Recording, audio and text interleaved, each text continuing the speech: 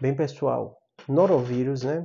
É um vírus que tem causado surto aqui de São Paulo de diarreia e foi muito falado porque nesse período de verão, em especial algumas regiões aqui litorâneas de São Paulo, né, teve surto. Pra você ter ideia, só numa cidade eles notificaram mais de 7.500 casos, né? Para vocês terem ideia da relevância que é esse tema, né? Normalmente é o aspecto positivo, né?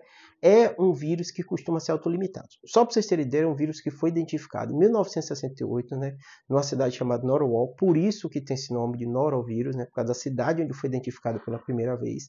E normalmente os sintomas são clássicos de que um local que tem grande aglomeração de pessoas, então vira e mexe você vê casos do norovírus, né, em cruzeiros, né, em pessoas que estão passando férias, como aconteceu aqui em São Paulo, né, de Natal, Ano Novo, então tem aquele aglomerado de pessoas, né, os alimentos às vezes, né, quando você tem muita gente concentrada, não estão com condição de higiene tão boa, então normalmente a pessoa, alguém infectado manipulou um alimento, passando normalmente de forma alimentar, ele infecta o trato gastrointestinal, todo o vírus, ele tem uma certa predisposição por algum órgão em tecido, né? No caso do norovírus é o trato gastrointestinal. Então, quando ele infecta o trato gastrointestinal, ele começa a dar algumas consequências. Essas consequências vão envolver náusea, vômito, diarreia. A diarreia é a situação mais clássica que a gente tem, né?